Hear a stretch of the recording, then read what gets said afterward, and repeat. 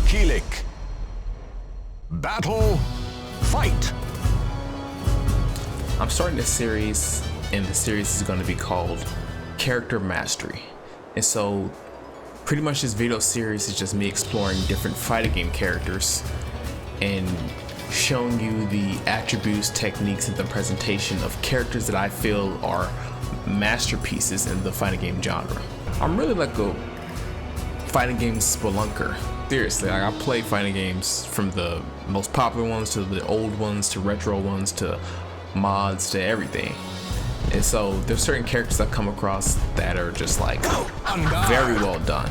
So yeah, and the character we're doing today is Raphael Sorel. First, let's talk about his idle stance.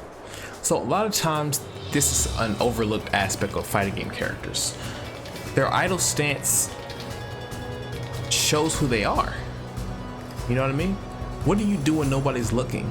And that's the true version of you. You know what I mean? You often hear that statement. When somebody's standing, then their attitude and their mannerisms should show out, or should, you know, come forth. So when you see characters with idle stances that, you know, they just stand in one spot, again, it could be part of their martial arts style, but it's kind of boring. And it doesn't give the character flair and flavor. So as you can see, Raphael, even when I talk, he's progressively moving more and more back, right? And he's just, you know, jumping all around, very light on his feet, which is what I would assume is a hallmark of, you know, the fencing sword style. Light on your feet, quick lateral movements, quick strikes. It all attributes to the style and the look that they're going for this character, you know what I mean? Hence why this guy is like, you know, fidgeting around, you know, keeping the blood flow up, you know, getting exercise in. But like I said, it matters and is really good when the character has a unique idle stance. This is also included for his crouching stance. You can see he does a version of his idle stance, but just in crouching, but it's still the same kind of maneuvers, you know, and pivoting. To where, again, Raphael is going to be Raphael no matter if he's standing, he's crouching, sleeping, eating, you know what I mean? He's going to be that character. He's not going to be a different character. You're not going to be able to see the underneath of the character and see like, oh, it was modeled in this way, to where if they, you know, crouch or do something else and they look like, you know, a 3D model or something. You know how you can kind of tell the underworkings of a character whenever they move in a certain way. They were sure to give, you know, to polish out the animations and give this character flair. Again, they didn't need to do a unique crouching animation, but they did, and it helps, you know. Another thing you notice is the flair of his animations. So Raphael is definitely a character who's more flamboyant and graceful, almost effortless. So you'll see that in his moveset versus like if I do, for instance, this move. You see how he goes into the stance. And very, like I said, very nonchalant. Even when he does his AA, he still has his right hand on his hip as he's doing it, as if he's giving minimal effort, you know. And it just comes out through a lot of his animations, like this one, and a lot of things, right? Also, notice the footwork. A lot of his moves, the footwork is very good. You see how when he does this kick, and you notice his feet, it's, you know, they've individually animated, you can tell, to where Raphael, when he returns to his stance, it's very, you know, almost elegant, like a dance, you know. His fighting style is like a dance routine, and they've done that well, you know. A move like this, you see how long he takes to get the move out, and like I said, on a competitive standpoint, that may be all the moves trash, but again, you're making a character who fits a certain style, and just the time they took to make the animation like that is really good, you know. Because again, that looks like he's doing some type of ballet dance, you know. And there's a lot of wind up, a lot of follow through. And those things are important when you're crafting, like I said, a masterpiece of a character. To where this is definitely some, you know, choreographic fighting. when he does moves like this. You know, it's really signature to this character. I keep mentioning that, but I have to keep saying it because many fighting games don't get this right. And so even you have a move that's very signature to the character, fits his style, then you can combo off of it. So not only can you know, use this as a fighting game character and be competitive, but at the same time, the moves you're actually doing are more cinematic, I guess. So something like this, and then that. So them selling you the idea that Raphael is graceful, he's effortless, he's like doing a dance. That allows players to immediately get behind the design of the character and removes the barrier from unlocking the movement. Like I said, all you need to do is, you know, do a side running A, and then you can get into that move, or do a crouch and then do that, right? Do a crouch, do that, do that, and it's pretty easy to get into his moveset. Even like I said, when it comes to seamless transitions, I can go like this, turn, and then turn like that. Because normally you can, out of the stance, you can do that, right? But if I turn, then it's like 2 turns. So you could convince somebody that that's just a single move of a double spin slash, right? Next point I want to make is kind of related, and it has to do with the, like I said earlier, the follow through and the body contortion that they give the character to give the selling point that it's a hard-hitting move. Variation of characters in this game and weapons in this game is like astronomical. So you have characters, like I said, Astaroth, who have a huge axe, huge broadsword, like, you know, Nightmare. And so you don't want to feel like, you want to keep the constant suspension of disbelief, you know? So for Raphael's animations, you'll see that a lot of his moves, like I said, the good animation also serves doubly as a way to, like I said, to convince you that, yo, this move hurts, right? So even a move like this, give up. See what I mean? Like he's moving his whole body forward. You can see the shifting gravity, the shifting weight, until the move finally lands. Even a move like this, or a move like this, and also the amazing voice acting helps too. To when you yell before you do the move, obviously like any fighting game, then that gives off the appearance that, hey, this is a hard move, depending on how loud they are, right? But yeah, and also the charge as well, and even his main forward B string, forward BBB. You can just see his weight just. It's almost as if he's about to fall over when he does this. You know? On guard. He's very, you know, his upper body is at a forward position, like at an extreme angle, I would say. And his footing almost looks like it's not stable, you know? And that's good. It makes it, like I said, it makes it seem like this move hurts, you know? Additional examples are a move like this, to where it's like gonna take out somebody's leg, right? And a move like this too. Oh, that's a good one too. That move too.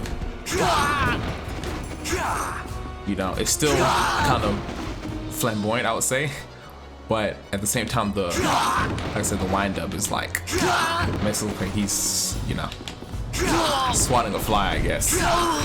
But he takes a step forward before he does it, you know. So it's good animation. Here's another example. On guard. On guard. Above all else, the character has to be cool. The primary audience are young boys for action-based games in general, but even more so for the fighting game genre, which is inherently more masculine and can bolster bravado and competition in the psyche of its audience. It's no different than rooting for or imagining yourself as a main character from a popular show, movie, or anime. The process and reasoning behind picking a main is more than meets the eye. You assume the character's identity. To nail this concept, you have to give the character competent presentation. Along this same train of thought, what makes Raphael cool is his counters and parries. The animation and timing quality is exquisite. First, let's talk about his BK counter. These counter A attacks. And like I said, and you do this by doing this, pretty much that move right here, and it'll auto counter A attacks.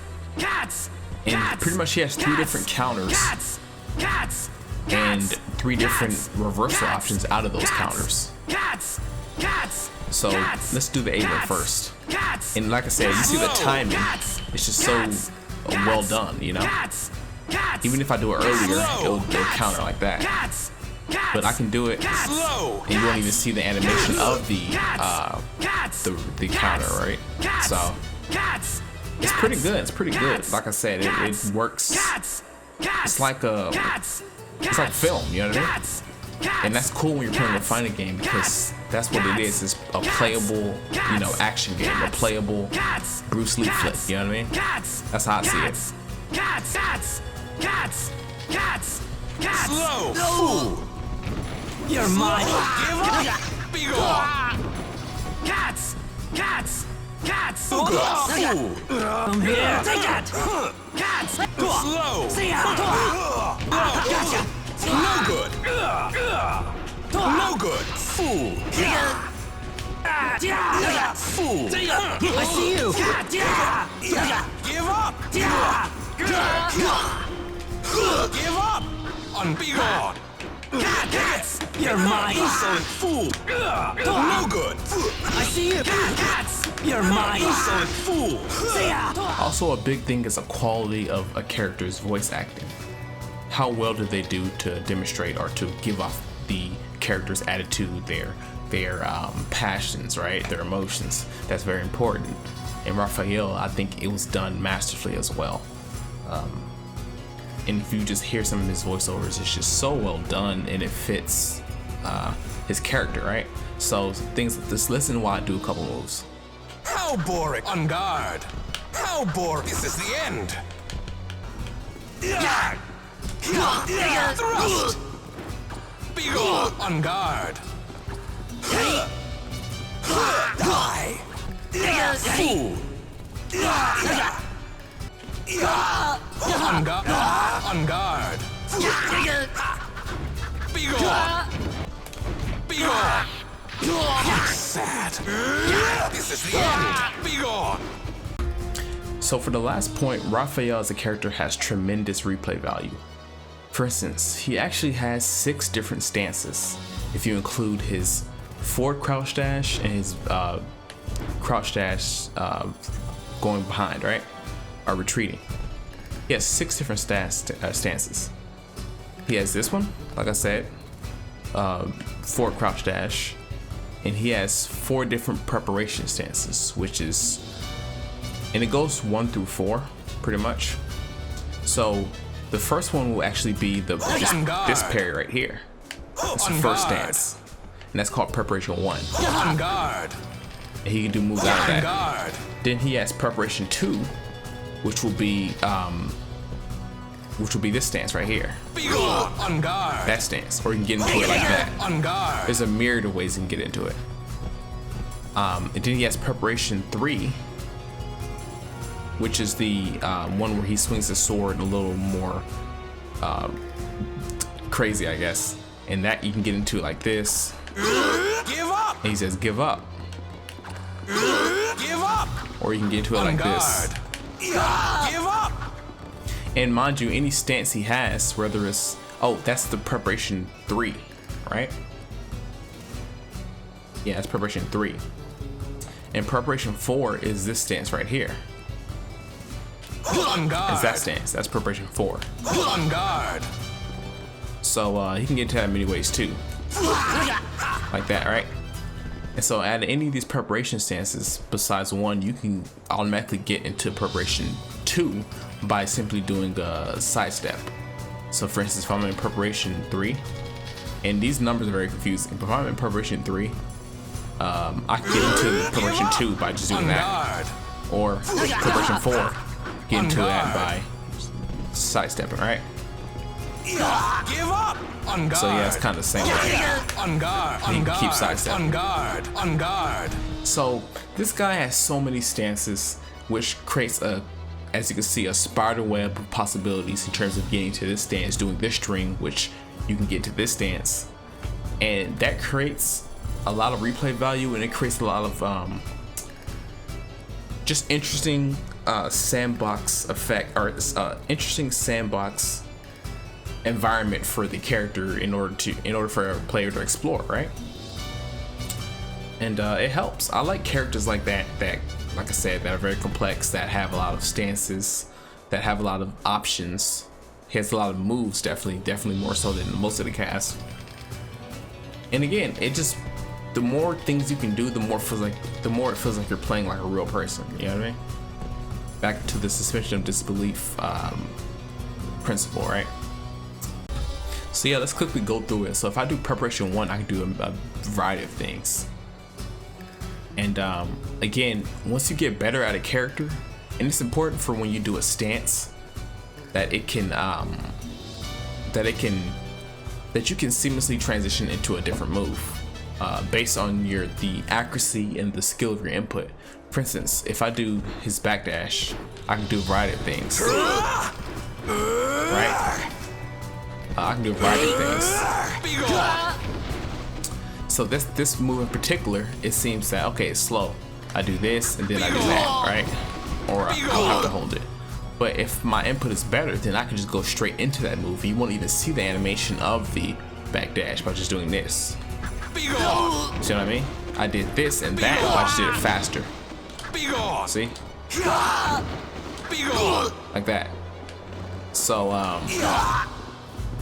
that's something to worry about. So again, so that's the moves from here. The moves from his forward crouch dash. Same thing. I can just go straight into it. Or I can do that. He has that. So he has a variety of things. Let's see. And in terms of this preparation 1, which is this, remember. And again, the seamlessness of the animation is like really cool. To where I can just go straight into that, right? Or I can delay it. And I think I mentioned that before. But yeah, you can do a variety of things out of here. You do this as well. Or I can go do that. And I believe that's it, or maybe other things. And so, let's see here. That's preparation 1. So let's do preparation 2. Then you can do a variety of things as well. And all the time you can either turn to go into preparation 2, or I can go into preparation 1. So you see there's a spider web effect going. So yeah, he again variety moves out of preparation 2 as well. And also I can do that, or that's preparation 4. I can do that. Let's see, preparation 3, which is this. Now I have access to kind of better moves out of that, but it's hard to get into that stance. Let's see, what else do I got? Preparation 1, and go into that again. Let's see, I can do this. I'll do that, and then go into preparation 2. So there's many ways I can get into preparation 2. Many ways I can get to all of the preparations if you think about it. On guard. Like that, right? Oh, and I can also do that off of preparation 1, 2, and preparation 2. On guard. So it's just it's a huge spider web, a lot to explore. And it'll only get more cooler and seamless as you explore the character and you get better with them. If that wasn't enough, this guy also has hidden techniques. And again, I love when characters have techniques that aren't mentioned in command list, because again, that just rewards people who explore and go above and beyond. So he actually has an auto parry if he does a forward crouch dash after an opponent whiffs a move. This could be both a B attack or A attack. So if I do a forward crouch dash, then he'll do an automatic kind of crouching slash. So watch. See? And all I need to do is this. No good. So I can go like that. Thrust. And again, in the heat of battle, this happened to me many times growing up playing this game. I'll be moving, dodge a move, and all of a sudden he just doesn't move. And it's like so cool. It's just like, man, it just feels like, you know, it feels like, I don't know how to explain it, but this guy has more moves than I could even imagine, you know? And in the heat of battle, certain techniques come out, you know? I don't want to sound cliche like we've shown it, but it gave me that feeling, you know? And it can go for A moves as well, like I said. So if I do a move, see? Or I can approach and it'll do it. Another secret move is after certain moves he can kind of like auto-generate parries and keep spinning his sword to extend the length of his parry. So if I do something like this and then press BK, then he does stuff like that. So watch. And again, this is like more for novelty, I guess, but it's still cool, you know? Let's try it. On guard. Die. On guard. Slow. On guard. Slow. No good. Anyway, let's see. He has to after certain other moves too. I think this one you have to hit him. You can do it like that too. And so that's the conclusion of the video. And let me know your thoughts. Let me know what you think if you want to see more of these type of videos. But I definitely like exploring different characters and seeing the attributes of them and, you know, how they fight, how well they're done. Like I said, I like to explore this angle rather than a competitive angle or esports angle that many other content creators are used to doing, you know? So yeah, I hope you enjoyed it. I hope you enjoy it, and I'll see you later.